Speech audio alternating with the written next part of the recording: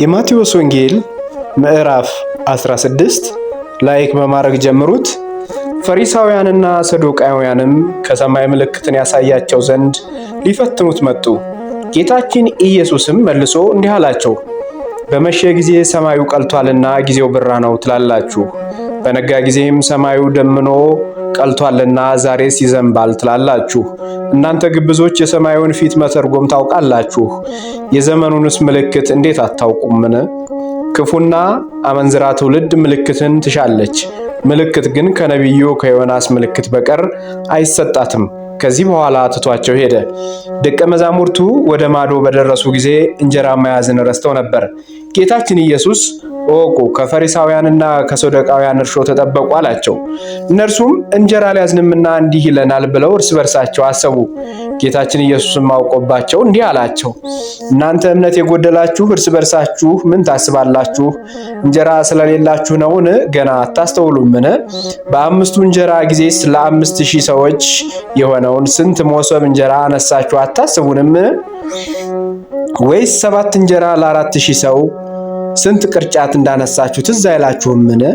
ከፈሪሳውያንና ከሰዱቃውያን እርሾ ተጠበቁ ያልኋችሁ ስለ እንጀራ አይደለም። እንዴት አታስተውሉም? ከዚህ በኋላ ደቀ መዛሙርቱ ከፈሪሳውያንና ከሰዱቃውያን ትምህርት እንጂ ከእንጀራ እርሾ ይጠበቁ ዘንድ እንዳልነገራቸው ያን ጊዜ አስተዋሉ። በቂሳሪያ ስለ ራሱ እንደጠየቃቸው ጌታችን ወደ ፊልጶስ ቂሳሪያ ሀገር በደረሰ ጊዜ ደቀ መዛሙርቱን የሰውን ልጅ ሰዎች ማን ይሉታል ብሎ ጠየቃቸው። እነርሱም መጥምቁ ዮሐንስ ነው የሚሉ አሉ፣ ሌሎችም ኤልያስ ነው ወይም ከነቢያት አንዱ ነው ይላሉ አሉት። እርሱም እናንተስ ማን ትሉኛላችሁ አላቸው። ስምዖን ጴጥሮስም መልሶ አንተ የሕያው እግዚአብሔር ልጅ ክርስቶስ ነህ አለው። ጌታችን ኢየሱስም መልሶ እንዲህ አለው፣ የዮና ልጅ ስምዖን ሆይ አንተ ብፁዕ ነህ፣ በሰማይ ያለው አባቴ ነው እንጂ ሥጋና ደም ይህንን አልገለጠልህምና። እኔም እልሃለሁ አንተ አለት ነህ፣ በዚህች አለት ላይ ቤተ ክርስቲያኔን እሰራባታለሁ፣ የሲኦል በሮች አይበረቱባትም። የመንግሥተ ሰማያትንም መክፈቻዎች እሰጥሃለሁ።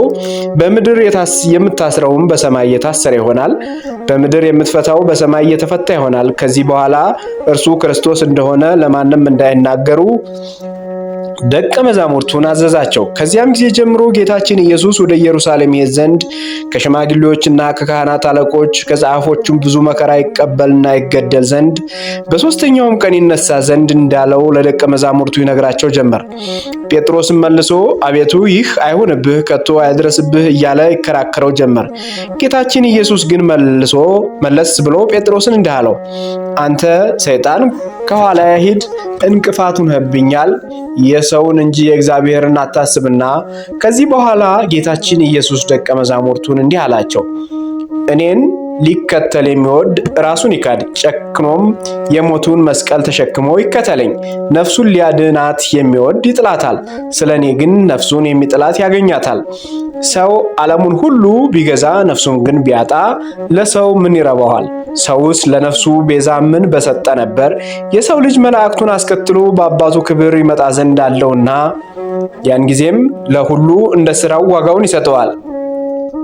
እውነት እላችኋለሁ የሰው ልጅ በመንግስቱ ሲመጣ እስኪያዩት ድረስ እዚህ ቆመው ካሉት ሞትን የማይቀምሱ አሉ።